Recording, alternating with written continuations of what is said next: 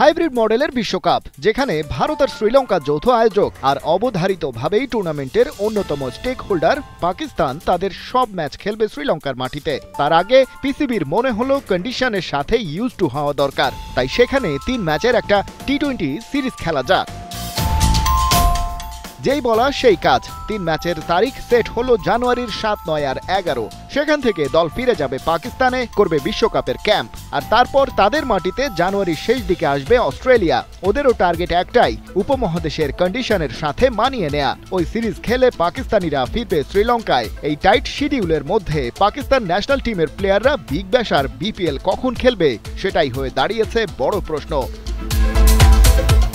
ওদের একটা অংশ এই মুহূর্তে ব্যস্ত ইন্টারন্যাশনাল লিগ টি-20-তে। ডিসেম্বরের 2 তারিখ থেকে শুরু হওয়া এই আসর চলবে 4 জানুয়ারি পর্যন্ত। অর্থাৎ কারোর সাথে কোনো ক্ল্যাশ নেই, কিন্তু সমস্যা হচ্ছে বিপিএল আর বিগ ব্যাশ নিয়ে। বিপিএল এর সূচি বুক 14 ডিসেম্বর থেকে 23 জানুয়ারি। ডিসেম্বরের 26 তারিখ থেকে শুরু হওয়া বিগ ব্যাশ চলবে 25 জানুয়ারি পর্যন্ত। এর মধ্যে যারা পাকিস্তানের ন্যাশনাল টি-20 দলে ডাক পাবে, তাদের সপ্তাহখানেকের জন্য ছুটি নিতে হবে ফ্র্যাঞ্চাইজিগুলোর কাছ থেকে।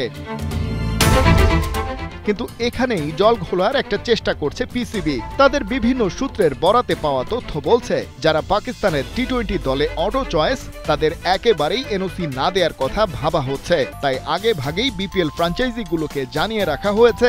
সেক্ষেত্রে কিছুটা হলেও বিপাকে পড়তে হচ্ছে ফ্র্যাঞ্চাইজিগুলোকে, কারণ এরই মধ্যে সিলেট টাইটান্সে নাম লিখিয়েছেন সাইম আইয়ুব, সাহিব জাদা ফারহান আর মোহাম্মদ নওয়াজ আছেন রাজশাহী ওয়ারিয়র্সে, উসমান খান ঢাকা ক্যাপিটালসে, আর আবরার আহমেদ আছেন চট্টগ্রাম রয়্যালসের ডেরায়। এই 5 ক্রিকেটারের বাইরে যারা পাকিস্তানের টি-20 দলে ডাক পেতে পারেন, তারাও পুরো বিপিএল খেলতে পারবেন না। যদিও বিগ ব্যাশের ক্ষেত্রে কিছুটা ছাড় দিচ্ছে তারা। সেখানে বাবর আজম, মোহাম্মদ রিজওয়ান আর শাহিন আফ্রিদি যাচ্ছেন প্রথমবারের মতো। হাসান আলী, হারিস রৌফ আর শাদাব খানের মতো তারকারা তো আগে থেকেই খেলেন, তাদের এনওসি নিয়ে গড়বড় হয়নি। ওই জায়গায় বরং কিছু তরুণকে বাজিয়ে দেখতে চায় নির্বাচকরা। কিন্তু পিসিবি সূত্রের বরাত দিয়ে দ্য টেলিগ্রাফ অনলাইন বলছে, ক্রিকেট অস্ট্রেলিয়ার সাথে তাদের বোর্ডের একটা বোঝাপড়া হয়েছিল, কারণ ডিসেম্বর থেকে জানুয়ারির শেষ পর্যন্ত কোনো ইন্টারন্যাশনাল কমিটমেন্ট ছিল না। কিন্তু এখন পরিস্থিতি ভিন্ন।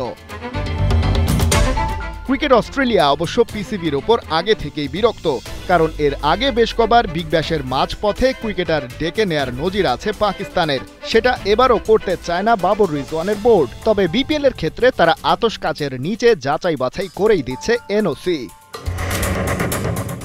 খালিদ জামিল, ৭১।